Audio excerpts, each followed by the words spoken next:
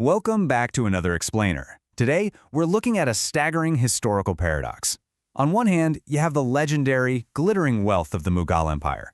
But on the other, the grinding, daily poverty of the ordinary peasants who actually funded the whole shebang. So today, we're unpacking a highly critical source article that challenges us to look right past those magnificent palaces and instead view this empire from the muddy, heavily taxed fields of the everyday farmer. Here is how the article breaks it down and our agenda for today. First, the wealth drain claim. Second, the court's extravagance. Third, the peasant reality. And finally, a contested economic legacy. All right, kicking things off with Section 1, the wealth drain claim. Where did the money go? Okay, let's dive into this. The source actually begins by totally challenging the traditional narrative that Mughal wealth just stayed within India. Instead, the author argues that immense riches were systematically drained overseas. The article provides data showing massive outflows from the time of Babur all the way to Aurangzeb. We're talking huge amounts of cash and gold sent to Mecca and Medina to sponsor pilgrimages and scholars.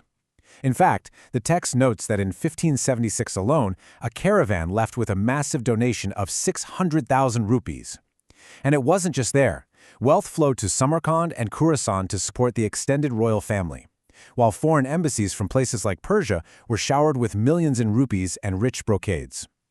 And the author points out this was basically a one-way street since the return gifts were often pretty ordinary. And to really back this up, the article points to the founder of the empire himself, quoting Babur's own autobiography, the Baburnama.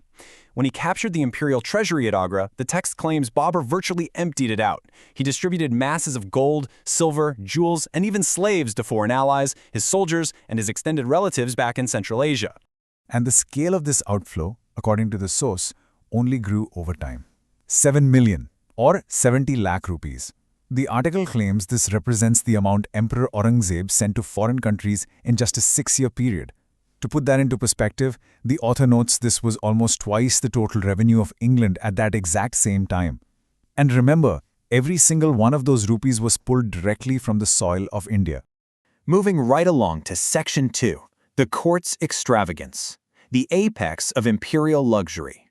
And this brilliantly illustrates the article's next major point. The wealth that actually did remain in India was heavily concentrated at the very top.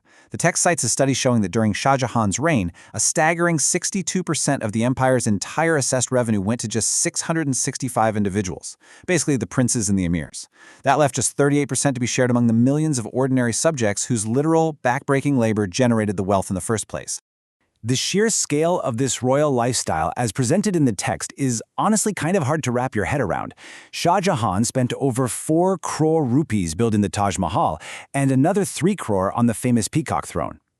The article highlights that during just one Persian New Year festival in 1628, he gifted 50 lakh rupees to Mumtaz Mahal, dropping a total of 1.6 crore from the public treasury on rewards and feasts in a single month.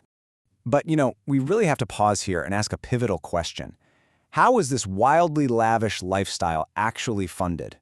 To understand the true economic engine of this empire, the source article argues we have to look away from the glittering court and look down into the mud.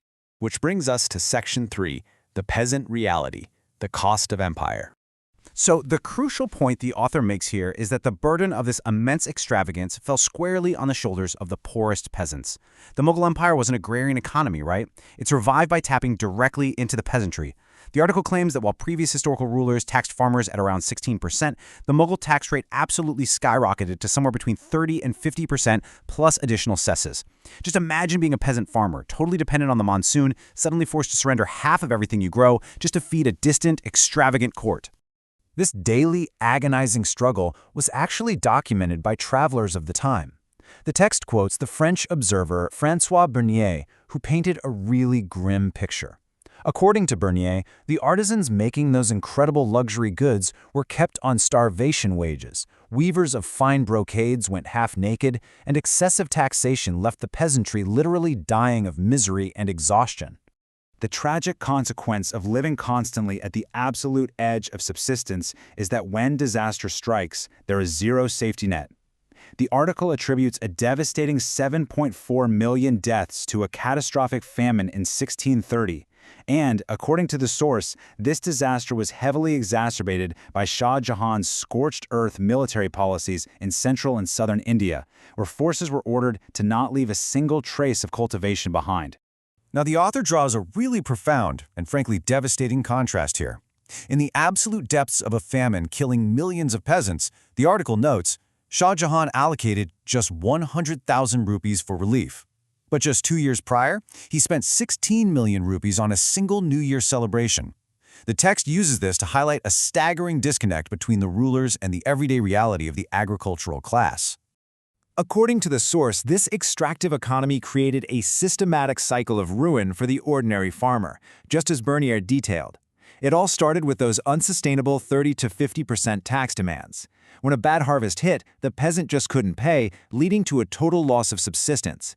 Tragically, the article claims that children of the poor were sometimes sold as slaves just to cover tax debts. Finally, driven to absolute despair, peasants would abandon their land altogether, which ironically destroyed the empire's very own agricultural base. To explain this dynamic, the article brings in economist Angus Maddison, who uses the term parasitic state apparatus. Maddison argues that the 21 million-strong Mughal ecosystem, meaning the court, the army, and the harems, produced absolutely nothing themselves. Instead, they just consumed the surplus created by the peasants and invested largely in hoarding precious metals and jewels, creating a massive drag on the overall economy.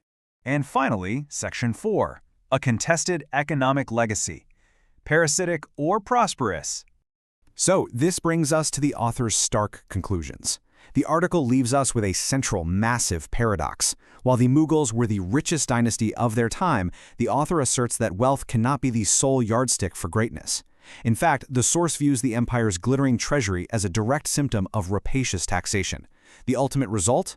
The richest empire in the world simultaneously housed the greatest mass of poor, struggling citizens. We'll end today's explainer with a provocative question drawn directly from our source material. Does the wealth of a royal court actually define the prosperity of an empire?